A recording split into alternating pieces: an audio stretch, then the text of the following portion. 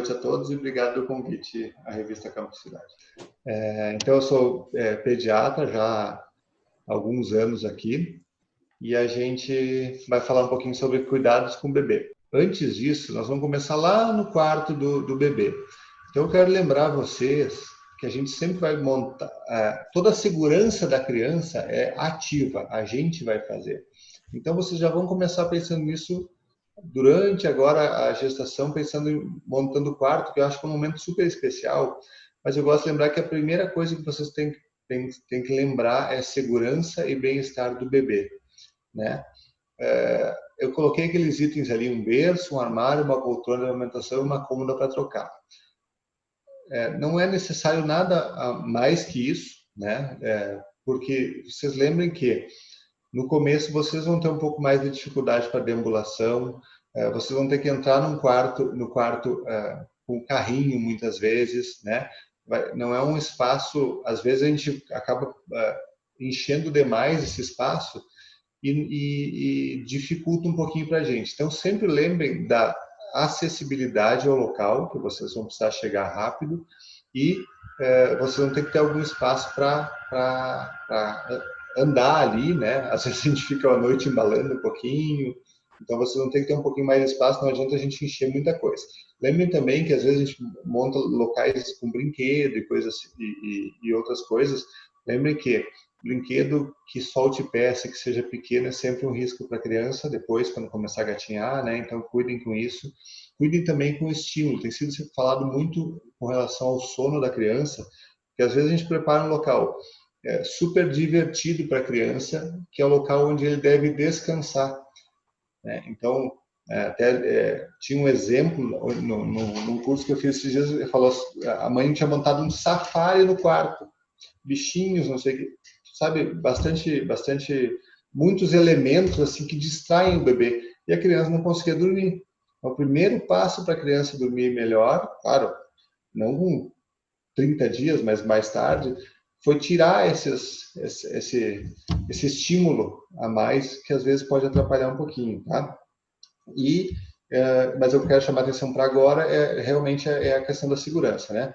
Aquela questão que vocês vão ver, os berços são aprovados hoje pelo Inmetro, então tem espaço entre grades, o colchão bem ajustado, aquele estrado regulável, porque depois que ele começar a ficar, ele ou ela, né, começar a ficar em pé, a altura que tem que ficar grade é no queixo, então vai ter que baixar o estrado muitas vezes. Lembrem bastante disso, tá? Pensem na segurança. Outra coisa que eu gosto de lembrar a vocês, quando fazer a escolha do pediatra, tá? Hoje em dia, algumas maternidades têm plantão e não necessariamente o pediatra que vocês vão escolher, falando isso em cidades maiores, não aqui, por exemplo, na nossa situação de Marau, mas não necessariamente o pediatra que vocês vão escolher vai estar presente na sala de parto. Muitas vezes vocês vão escolher ele justamente para o acompanhamento pós, né? Mas o ideal é que vocês já escolham um pediatra agora, nesse período de gestação, né? E façam, se possível, marcar uma entrevista, e hoje a gente tem essa opção de fazer entrevista online, eu mesmo já fiz com algumas mães, para vocês verem sobre as expectativas de vocês, o que eu quero para o meu pediatra. Eu quero que ele seja acessível, eu quero que ele... quais os pontos importantes? Bom, primeiro ponto, ele tem que atender meu convênio. Como é que ele responde o WhatsApp? Sabe, todos esses itens, como é que funcionam as consultas de fim de semana, atende, não atende, sabe? É muito interessante, é muito importante para vocês terem o respaldo, para vocês não ter aquela decepção depois, né? É melhor vocês conversarem antes, deixar tudo certo, saber como é que funciona, né? Para não ficar frustrado depois, tá bom? Então já podem já ir pensando, conversem, eu sempre digo assim, conversem com amigos, conversem com as pessoas da relação de vocês que têm bebê pequeno para saber como é que foi, né? Tá? Sempre pensem nisso. E lembrem que é muito importante empatia e confiança, porque eu sempre digo que é uma relação de amizade, entendeu? A gente tem que existir uma parceria, né? Se a pessoa me liga às 3 da manhã que a criança está com febre, eu digo assim, faz isso, dá tal remédio, faz tal coisa, e se não me dá, tu me liga depois, a pessoa tem que seguir aquilo. E vocês também têm que confiar na pessoa que vocês escolheram, né, para poder seguir, para poder fazer isso. Porque se vocês não tem essa confiança, não tem empatia com a pessoa, é muito mais difícil de seguir as orientações, tá? Certo? Acho que é bem importante você sempre, de repente, até fazer uma lista depois e checando cada item, sabe? Para não ter problemas futuros. Preparei uma listazinha de itens, mais ou menos do que vocês precisam levar para a hora de ganhar. Tá?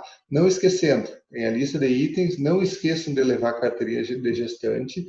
Eu gosto de enfatizar bastante também essa questão do bebê conforto, né? Porque é ali onde o bebê viaja seguro. Tá? Usem o bebê conforto. Colo não é a posição segura para o bebê dentro do carro. Embora o bebê conforto não seja tão confortável assim, vamos ser sinceros, né? Não é um local que tu note que é tão confortável. O que importa nesse momento é segurança, tá? Mais um detalhe importante que eu gosto de enfatizar, o bebê conforto ele é para transporte. O ideal é que não durma no bebê conforto. Inclusive, em viagens, a gente orienta que se a criança se a viagem for maior que 2 horas, é bom a cada 2 horas no máximo parar, tirar ele do bebê conforto, vai dar mamar, vai olhar a fralda, mas não ficar muito tempo ali, tá? Não é um lugar propício para esse tempo todo. Então, se não é propício para ficar mais que 2 horas, eu não acho também que seja propício para a gente colocar o bebê dormir ali, né? Então, usar ele como item de transporte mesmo, tá bom? Aqui, ó, se você, ali diz roupas e fraldas, eu botei assim 4 sacos separados por dia. Então, assim, ó, vocês vão organizar a mala de vocês e a gente quer que tudo ocorra da maneira mais correta possível, tá? Marido encontrando roupa em mala de vocês é um horror. A gente não acha essa né? A gente não acha, a gente não é bom nisso.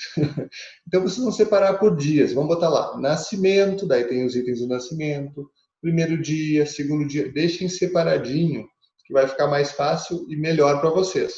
A coisa vai fluir da forma como vocês querem. Lembrando daí do ingresso no centro obstétrico, na hora que vocês forem entrar, de pegar esse saquinho, que vocês reservaram como o saquinho do nascimento, né? E o cartão de gestante de vocês. No cartão vai ter todas as informações que o pediatra precisa, entendeu? Para a gente saber se o bebê vai ter que fazer algum exame, se vocês tiveram alguma infecção urinária, alguma coisa, a gente precisa desses dados, a tipagem sanguínea, como foi o pré-natal. A gente precisa disso para poder identificar qualquer tipo de risco para a situação não fugir do nosso controle, tá? Então lembrem de levar sempre dentro do bloco, para dentro do bloco cirúrgico, do centro obstétrico, tá? Eu fiquei até de conversar um pouquinho sobre essa questão da hora de ouro, né? Que é a primeira hora de vida do bebê, que é logo após o nascimento ali. Por quê? Porque ela é importantíssima para a proteção do bebê, tá? E para essa relação, para esse vínculo de vocês com o bebê de vocês. Então, tem aquela questão de esperar um pouquinho para clampear o cordão umbilical, né? Um umbiguinho ali para ligar, segurar um pouquinho, deixar passar um pouquinho mais de sangue para o bebê. Claro, isso vocês sempre vão pensar em situações ideais, né? Que o bebê esteja bem, né? Que é o que vai acontecer. Mas assim, então, o clampeamento um pouquinho mais tardio e depois, a partir disso, já colocar ele em contato com vocês o mais precoce possível. Quem vai ganhar de parto normal, de repente o atendimento pode ser feito junto de vocês, em cima do peito de vocês, já com contato. É importantíssimo esse contato aí, até para o bebê ficar mais calmo, tá? E sempre que possível também que o bebê já mame ao seio o mais precoce possível, tá? O bebê que está bem com a vitalidade boa, pode ser feito isso durante o nascimento mesmo.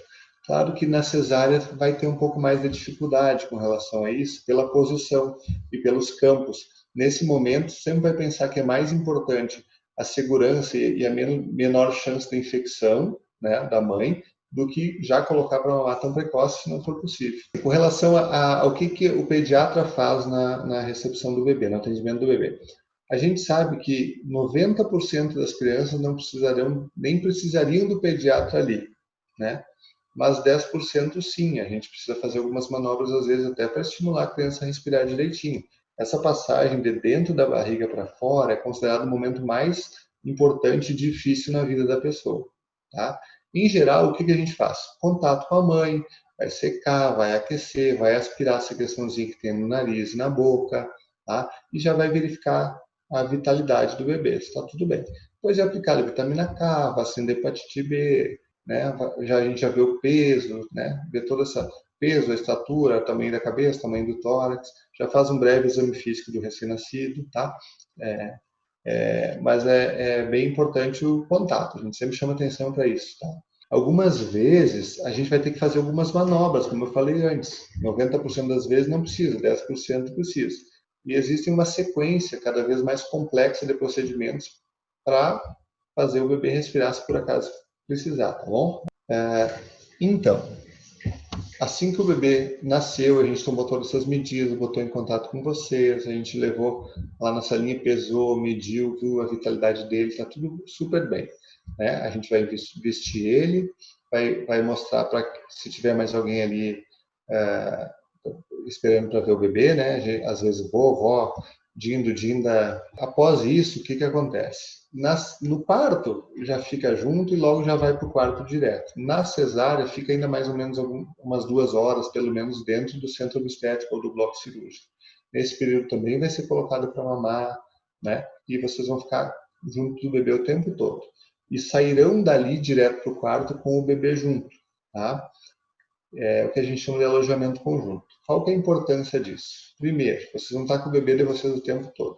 Vocês vão poder receber orientações sobre os cuidados gerais. Isso que eu vou falar para vocês hoje, como são cuidar do umbigo, esses detalhes todos, vai ser passado na prática, né? Porque na teoria é super simples tudo, né? O papel, a fala aceita tudo, mas a prática é um pouco diferente. Então, a gente tem que ter esse cuidado, essa sensibilidade de passar para vocês ficar tranquilas, ir para casa tranquilas, né? Com relação ao bebê de vocês, para vocês saberem como agir. Ali também o relacionamento mãe, pai e bebê já começa a se fortalecer cada vez mais, né? É bem importante, né, que a família funcione de forma harmônica, né? Isso já fortalece bastante. Facilita muito a amamentação, porque o bebê e o seio estão ali perto sempre, então ele pode mamar a hora que ele quiser, né? É um local mais seguro para o bebê, né? E aqui eu vou juntar as duas coisas, interação e segurança. Por quê? Eu sempre peço que, sempre que possível, vocês evitem que outras pessoas fiquem lidando. Por exemplo, assim, tem que trocar a fralda do bebê, vai lá e chama a enfermeira. Tem que fazer não sei o que, vai lá e chama a enfermeira. Por quê? Lembre que nós estamos numa época agora também de uma pandemia, mas existem outras infecções também e o bebê é mais suscetível a isso. Quanto menos outras pessoas manipularem o bebê de vocês, menos chance de pegar qualquer tipo de infecção. Então, e vocês também já estão treinando para isso, para fazer isso em casa, porque lembre que 1 ou 2 dias depois vocês vão para casa com o bebê. Né? Então, a ideia do alojamento conjunto é justamente essa, que diminua-se a chance de ser transmitido qualquer outra, uma bactéria, um vírus ou qualquer coisa para o bebê, e você já sai dali aprendendo, sabendo como lidar, conhecendo o bebê, conhecendo as necessidades do bebê de vocês. Importantíssimo isso, sabe? Depois chega em casa, não sabe nem como mexer, fica difícil, né? Então, é dali que você tem que sair já dali sabendo fazer tudo isso, sempre que possível. Claro que vai ter momentos que vai ser um pouquinho mais difícil, e a enfermeira, ou o pediatra, ou a técnica de enfermagem, quem estiver ali, está ali para ajudar vocês nisso mesmo. Esse é o nosso papel, tá? Ajudar vocês. Mas a gente lembra sempre que vocês vão para casa depois e tem que já está com isso mais ou menos redondo para fazer em casa, tá? Eu sempre dou uma intimada nos pais também, dizer, vamos lá, agora é contigo. Também eles se envolver nisso, né? Porque às vezes tem pai que gosta, que quer, que já não precisa nem falar. E tem pai que fica meio assim com medo de tocar. E acho que a ideia é mostrar que o bebê tem que ser cuidado, mas não é tão frágil assim, sabe? Que você tem que ter contato, o bebê precisa de contato. Eu gosto de lembrar que existem algumas situações normais do bebê. Vocês vão notar, assim, por exemplo, assim, lembra que o bebê de vocês hoje está numa bolsa de líquido, né? Uma bolsa de água.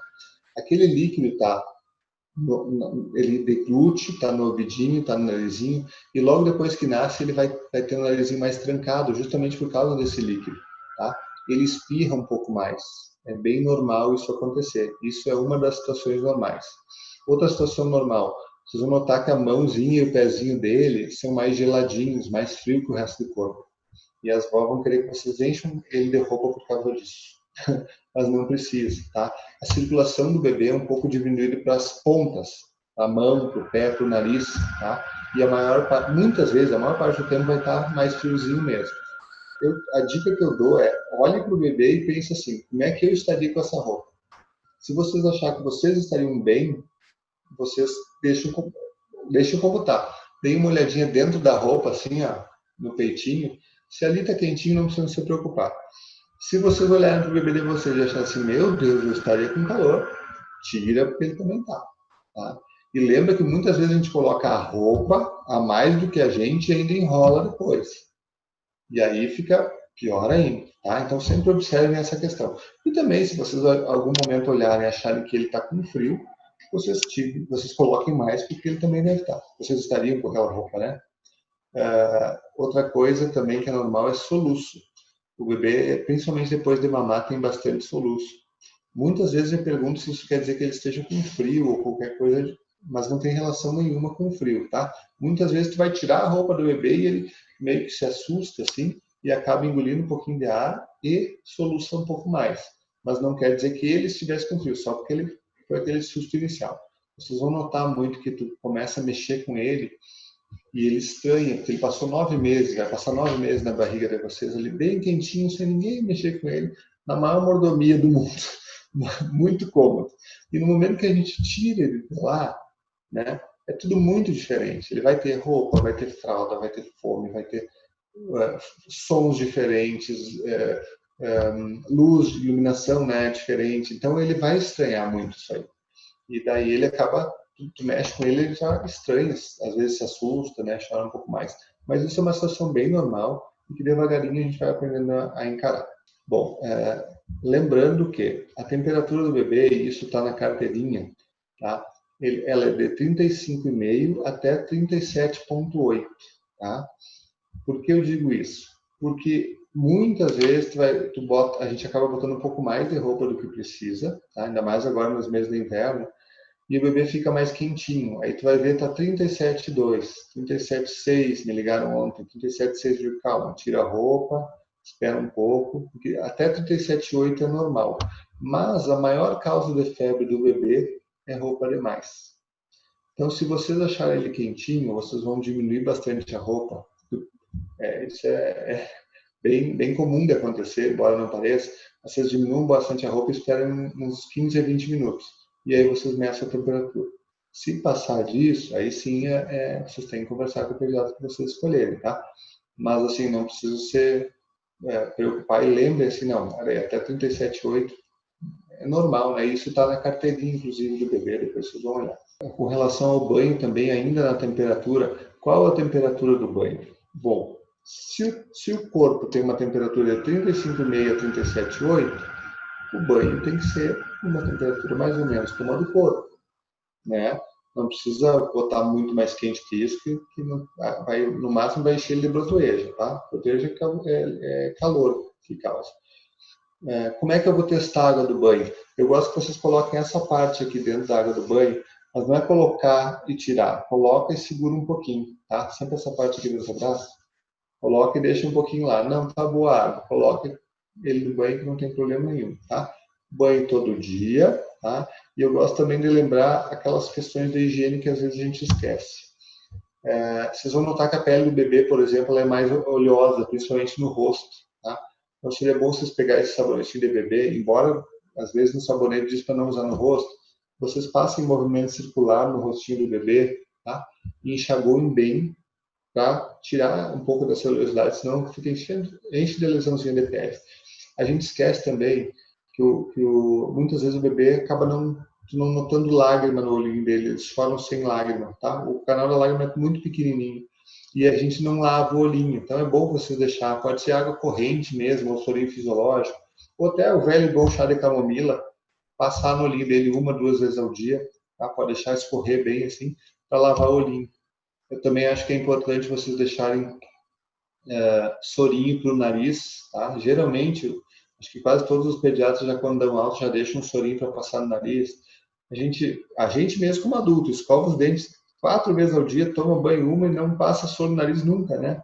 Então a gente tem que lembrar da higiene nasal, é importante, não deixar, no bebê que tem nariz tão pequeno, um tatuzinho, por menor que seja, pode já causar um barulho que é tipo um chiu, daí tu bota a mão no peitinho, ele respira, treme por causa daquilo ali, que o pulmão funciona que nem uma caixa de som, retumba o som, sabe? E aí você já acha que é no pulmão e às vezes gera uma preocupação desnecessária. Então é interessante vocês pegar o sorinho, que geralmente é prescrito, tem Salsep, tem Rinosoro, tem um monte de todos infantis, né, para bebê, e usar manhã, tarde, noite uma quantidadezinha para manter o nariz limpo, tá? É bem interessante manter essa higiene. Lembrem também da unha do bebê, porque vocês vão ver que a unha do bebê ela cresce super rápido, tá? É bem fininha e cortar às vezes é um pouquinho difícil porque ela é grudadinha, parece grudadinha embaixo.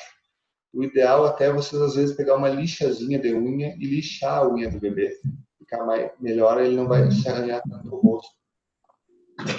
Outra coisa que vocês vão notar também é que no dedão do pé, principalmente, é que ela encrava. Eu sempre tenho pedido para as mães pegar uma escovinha macia, dar uma puxadinha no canto assim de escovar ali, para não ficar nenhuma sujeirinha, porque às vezes faz até secreção. Tá? Parece um monte de coisa, mas vocês vão ver que isso aí vocês fazem do banho da cabeça aos pés em 2, 3 minutos. É super, super tranquilo, assim, tá? Lembrem disso. Outra coisa que costumo me perguntar bastante é se o banho pode ser dado no chuveiro. Pode ser dado no chuveiro, só o chuveiro tem algumas particularidades. O chuveiro, como o bebê escorrega mais fácil, né, tá no teu corpo, é bom que tu dê ou sentado, senta num banco mesmo, ou encosta aqui assim para dar um banho e depois segura quando deitar, segura pela coxa. E sempre tem que ser em 2 pessoas, porque daí quem deu o banho já entrega para outra pessoa secar. Mas o bebê pode tomar banho de chuveiro sem problema nenhum, tá? Bem tranquilo. Após o banho, a gente vai cuidar do umbigo daí. Lembrar de secar o umbigo e passar o alquinho. Depois, mais tarde, eu vou mostrar como é que são passar o álcool. Ali vai aparecer a fotinho, tá? A urina, tá? O bebê que está mamando bem, eu quero que vocês observem isso em casa depois, ele vai fazer xixi. O bebê, quando está mamando bem, ele faz xixi em torno de 6 vezes ao dia. Tá? Disso para mais. É bastante fralda para trocar, assim. Tá? Mas ele vai fazer bastante xixi. Observem isso. Às vezes sai um pigmentozinho quando ele não está mamando bem, um pigmentozinho de uma cor mais tipo uma goiaba, assim. O pessoal às vezes confunde com sangue, parece um giz de cera, assim, sabe? Isso na verdade não é nada demais, não é sangue, mas vocês vão notar que, na verdade, quando vocês conversar com o pediatra, vai dizer, ó, tem que aumentar o mamar, tem que mamar mais, botar mais no seio, que é porque não está mamando bem ainda, tá? E você sabe como é que chamam, agora saindo do xixi cocô? O primeiro cocô do bebê, os primeiros, na verdade, chama mecônio, né? Já ouviram falar? O mecônio, ele é um cocô do resto que estava no intestino enquanto ele estava na barriga. Então ele não vai ter cheiro nenhum, ele tem um aspecto de verde escuro e ele gruda bastante. Ele é bem pegajoso, assim, se você não trocar ele ligeirinho, ele vai grudar. Ele gruda na pele, assim, às vezes só tira com o banho. O ideal é que se elimine o quanto antes esse mecônio, que comecem pelo menos a fazer cocô e elimine o quanto antes. O ideal é que seja eliminado nas primeiras 24 horas, tá? Se não acontecer, não é um problema, né? A gente espera um pouquinho mais, dependendo da situação. Tá? Mas o interessante é que seja eliminado nas primeiras 24 horas. A partir de 2 a 3 dias, o bebê que está mamando bem já começa a mudar um pouquinho o cocô, tá? O cocô fica com um aspecto mais amarelado ou um verde não tão escuro, né? O cocô fica então de amarelo, esverdeado, de líquido a pastoso. Então pode ser bem líquido porque ele só se alimenta de líquido. E ele pode ser pastoso, às vezes parece que tem uns floquinhos assim, tipo uma ambrosia, sabe? É bem uns floquinhos, uma sementinha assim. E o bebê pode fazer cocô cada vez que mama, faz. Como ele pode ficar alguns dias sem fazer. O que os livros dizem? Os livros dizem que se o bebê estiver mamando bem, com sobra, ele pode ficar até 7 dias sem fazer cocô, desde que não faça duro. Tá? Então, o que é constipação para o bebê? Fezes endurecidas. Tá? Às vezes o pessoal entra bastante contato comigo. Ele tá, não, tá constipado. O que aconteceu? Não faz cocô. Desde quando? Desde ontem. Ou desde ontem, ou desde há 4 dias atrás. Digo, a última vez foi duro? Não, não foi duro. Ele está mamando bem com sobra? Sim. Então nós vamos esperar mais um pouquinho e tu vai me avisando. Tá? Porque é bem comum de acontecer, e daí quando o bebê faz, vai até a nuca, mais ou menos, tem que dar banho para limpar. Mas é bem comum de acontecer. E outra coisa que acontece também com frequência é que o bebê é aquele bebê que faz cada vez que mama. Mama, faz. E faz um cocô mais líquido, o pessoal acha que está com diarreia. Tá? Mas na diarreia, eu sempre friso isso na consulta, que a diarreia tem perda de líquido. A gente, se tem diarreia, muitas vezes desidrata de tanto perder água. Daí aquele cocô, aquele amarelo que tu vai estar acostumado a ver, aquele amarelo ouro, assim, bem vivo, ele fica com uma cor bem aguada, tá? Então, para ser diarreia, o mais importante não é a consistência nem o número de vezes no bebê, ele só se alimenta de líquido. Diarreia, a gente valoriza muito a cor, tá? A cor e a questão do dor para fazer. E vocês já ouviram falar em disquesia?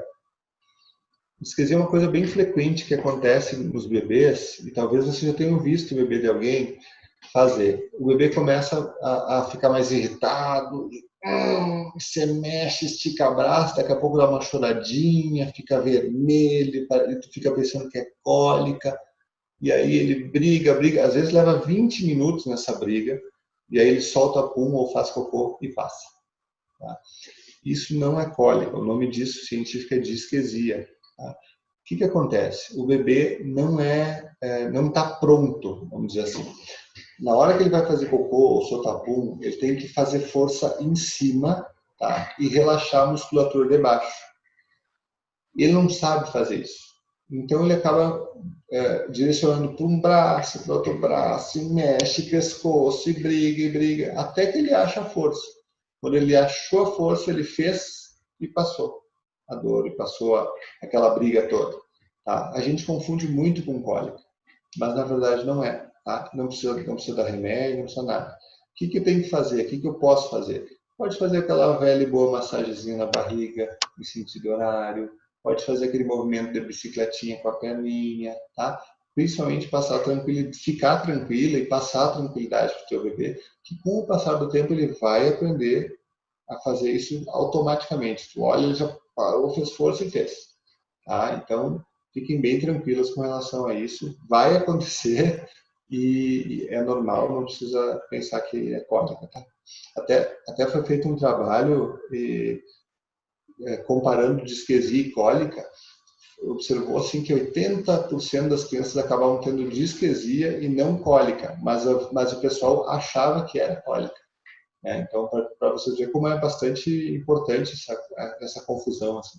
Então, assim, ali no umbiguinho, a maioria das pessoas tem um pouco de medo de mexer. Eu costumo pedir para a mãe pegar e dar uma apertadinha e ver para perder o medo. É ou não é? É para perder o medo, porque tu olha assim, o pessoal já olha com uma cara meio estranha.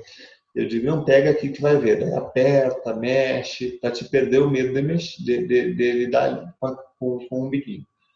O umbiguinho não tem inervação, não tem nervinho de dor ali, tá? Então o bebê não sente nada. Só de olhar, já tem gente com cara assim, né? Eu tô vendo aqui. Então, assim, ali não dói. O que a gente tem que fazer? Ali onde está escurinho, na verdade, faz tipo um cordãozinho.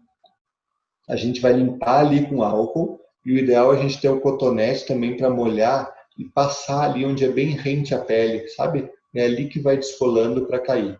A gente pede que se passe esse álcool em torno de 4 vezes ao dia e depois que cair a gente segue limpando ali mais 3 dias, tá? O umbigo cai entre 7 e 14 dias em geral, tá? Média de 10 aí. Não é um bicho de 7 cabeças e não tem dor, lembrem disso, não se preocupe. Ah, mas eu vou limpar o umbigo e o bebê chora. Lembra assim, a pele tem sensibilidade. O álcool é gelado, ele sente o geladinho ali, ele estranha. Até ontem ele estava numa bolsa de água quente, agora bota um líquido gelado, né? Para te mexer com ele, para te mexer, tirar a roupa, tirar a fralda, ele acaba realmente estranhando isso, como eu falei anteriormente, né? Então ele acaba chorando por causa disso, não por dor no umbigo, tá? Para as mães que têm menino, tá? Ali, ó, no pintinho do menino, aquela pelezinha que tem ali, que diz ali prepúcio, esse é o nome correto, ele é grudadinho, tá? É o que a gente chama de fimose. Mas a fimose no bebê, ela é fisiológica. Quando a gente diz que alguma coisa é fisiológica, significa que ela é normal, que ela não é um problema. Então, aquela pelezinha grudadinha ali, sendo fisiológica, ela é normal, eu não preciso tratar ela agora. O que a gente vai fazer? A gente vai tracionar ali até onde vem, lavar e secar. Até que idade que a fimose é fisiológica? Até os 5 anos, tá? Até os 5 anos. Mas, quando a gente tirar a fralda da noite, se ainda tiver grudado, a gente consegue usar uma pomadinha e resolve 99% dos casos. Aqui, como está ali, que diz ali fimose grau 2, é quando começou a descolar, tá vendo? Eu quero que vocês tracionem, como está fazendo ali a imagem, sempre puxando, cuidado para não puxar demais.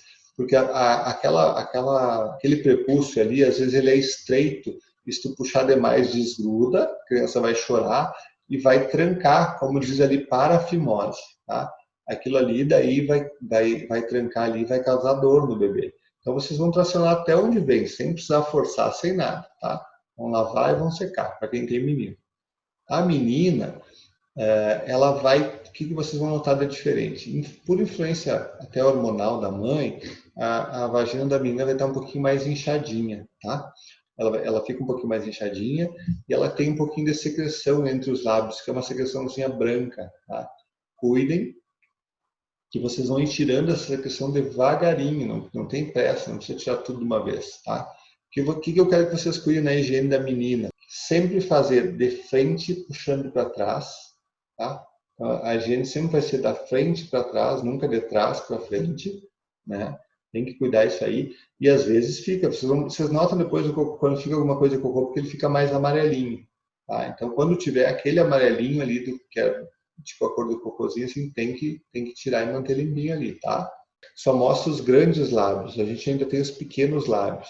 E na menina, às vezes, esses pequenos lábios, eles grudam, faz o que a gente chama de sinéquia, que é o correspondente da fimose na menina daí. E a forma da gente evitar isso é justamente com a higiene, tá? Porque depois é um pouquinho ruim de desfazer aquele pequeno lábio que grudou. Então sempre cuidem bastante dessa higiene ali. Às vezes até na bordinha vocês podem passar um cotonetezinho assim para tirar a sujeira, para evitar que isso aconteça. Com relação às vacinas, então, é feito no momento do nascimento a vacina da hepatite B, tá?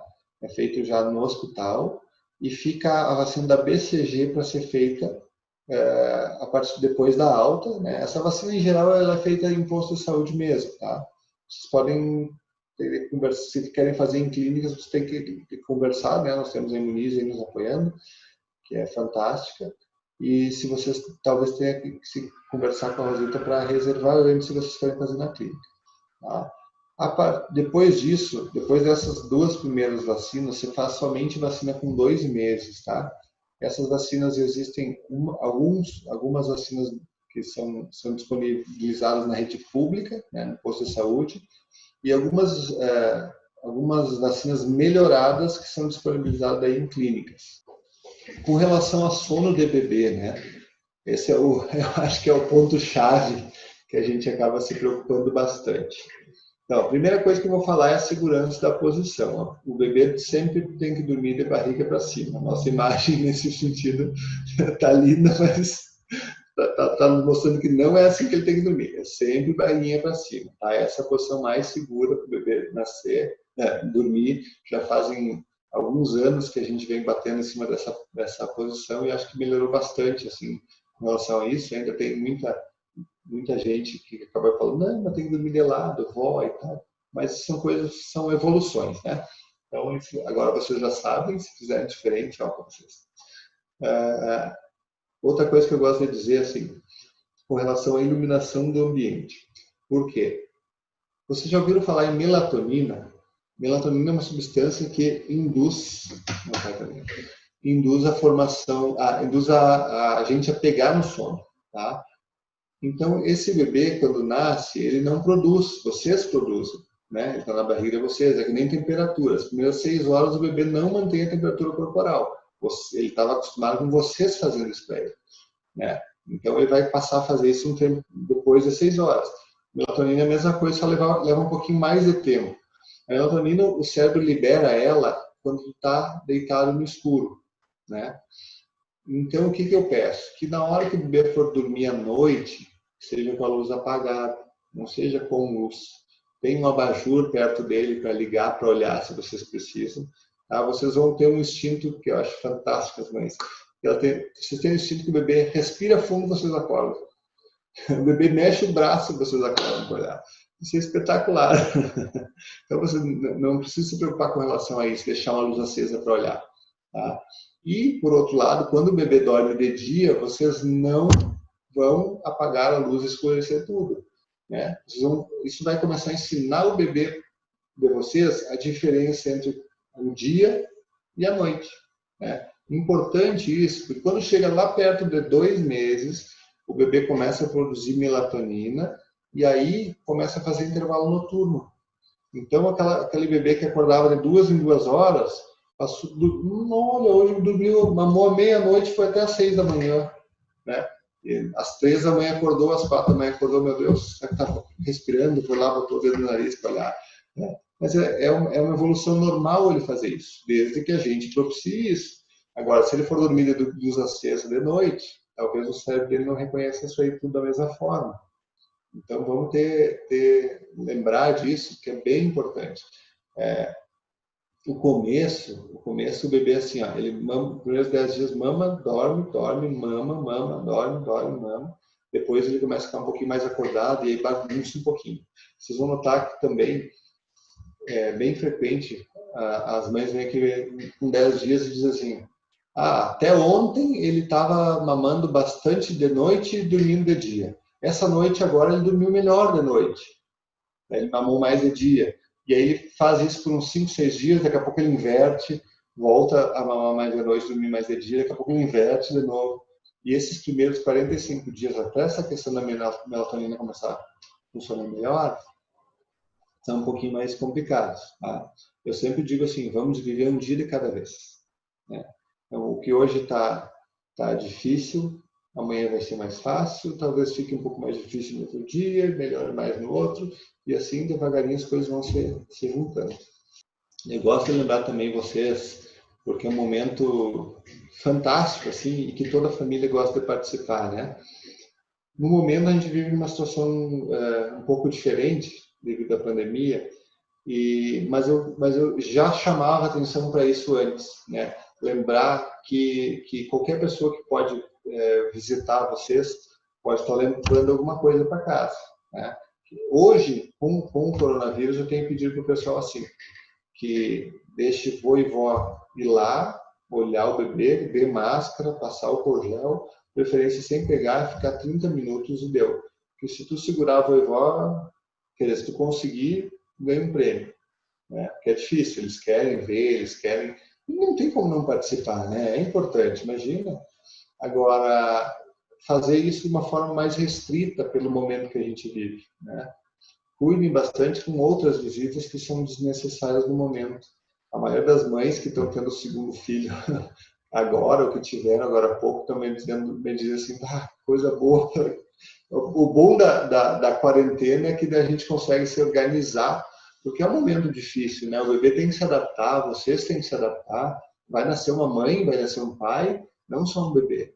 Então a gente tem que pensar que essa adaptação é um pouco complicada, e a pessoa, uma quarta pessoa na casa, ela está lá para se adaptar também. Então, ao invés de diminuir a dificuldade, ela está aumentando, né? Não é fácil. Lembrem quando os parentes vão passar o fim de semana na casa de vocês, como é que é? Né? Eu tenho que fazer não sei o quê, mas eu tenho gente lá em casa, eu tenho que fazer almoço, a gente vai quase louco. A situação é bem semelhante, só que vocês têm um bebê que chora bastante, que demanda muita energia, demanda muito tempo. Então, acho que essa é uma época boa para o pessoal ver que a visita é legal, né? Mas ela pode ser restrita, né? De uma forma que seja confortável para todo mundo, né? Lembrem disso. Também peçam, exijam, na verdade, bota as culpas no pediatra ou no pediatra da palestra, se não for eu que você fazer, digam que tem que passar algo na mão, que tem que, né? E também usem o pediatra de vocês para dizer assim, olha, ele proibiu visita. O que vão fazer? Culpa dele, não é minha. Tá? Lembrem disso, é bem importante. Vocês vão ver que você cansa, é muito bom, mas é cansativo. Vocês lembram? Desde antigamente vocês diziam, a mãe dorme quando o bebê dorme, né? E daí se vocês têm que fazer chá ou têm que ficar conversando na hora que ele está dormindo, vocês não vão dormir nunca, né? Então lembrem bastante disso, tá bom? Mesmo de pós-pandemia, se puderem cuidar. Hoje uma mãe me disse que o marido falou que hoje ou ontem que nunca mais vai visitar alguém que ganhou neném antes de 30 ou 60 dias. Nunca mais, Deus livre. E realmente é um pouco mais complicadinho, né? Só lembrando os testes de triagem que a gente faz no bebê, o teste do olhinho, que é feito pelo pediatra, na maternidade, o teste do coraçãozinho também é feito pelo pediatra, aí tem o teste de pezinho, que é feito nos laboratórios, com 3 a 7 dias de vida, o da orelhinha, que é com as fonoaudiólogas, e o da linguinha também é com as fonoaudiólogas, tá? Esses são os testes de triagem. Então, cada ano a gente aumenta um, tá? E aí, o que eu falei bastante até agora é a questão desse momento em casa, que é a estrogestação. O que acontece? Lembra que eu falei antes que o bebê está acostumado a estar dentro da barriga, ali, confortável, tranquilo? No momento que a gente tira ele de lá, ele não sabe que saiu. Tá? Então, muitas vezes não, a maioria das vezes vocês vão notar ele estressado por não estar adaptado ao ambiente, a ter espaço, a ter roupa, né? E ele tem que se adaptar a estar fora, assim como vocês também têm, e ele leva um tempo para isso. Nesses primeiros dias, ele não sabe passar o que ele sente, e vocês também não vão saber ouvir. Tá? Quando chega lá com 45 dias, mais ou menos, que eu considero um passo muito importante de adaptação, eu acho que os primeiros 45 dias é o período mais crítico, assim, que vocês podem ter mais dificuldade. Quando chegar, passou esse período, tu vai ouvir o choro e vai dizer, oh, esse choro eu acho que é fome. Oh, esse choro eu acho que é fralda. Aí quando chegou com 13 meses, que é a adaptação completa, que acabou a esterogestação, tu vai ouvir o choro e vai dizer, o quê? Fome agora? Sabe? Vocês vão adquirir uma linguagem própria, vocês vão entender o bebê de vocês. Ele vai saber passar para vocês e vocês vão saber entender. E a gente, devagarinho, com 3 meses, já montou o quebra-cabeça. O quebra-cabeça é o seguinte, vocês vão notar, né, o bebê de vocês é único, e vocês também são únicos. Então, vocês vão encaixando o quebra-cabeça peça a peça. Para o meu bebê dormir, eu preciso fazer isso, isso e isso. Para minha filha dormir, eu tinha que esperar o segunda respiração profunda. Eu fazia ela dormir e eu, no começo, botava no berço, dava 30 segundos, berro, berro, berro. Com o passar dos dias, eu aprendi que eu tinha que esperar a segunda respiração profunda. Então, ela fazia a primeira, eu ficava ali. Maisinha do céu, né? E daí, daqui a pouco ela... Bom, agora eu posso botar no berço. Isso é uma peça do quebra-cabeça. A gente vai montando o quebra-cabeça devagarinho, sabe? Até a hora que ele está completo. Isso é que vocês têm que levar. Por isso a gente vai viver um dia de cada vez. Por isso que a gente vai aprendendo a lidar com os bebês dia após dia. Boa noite a todos.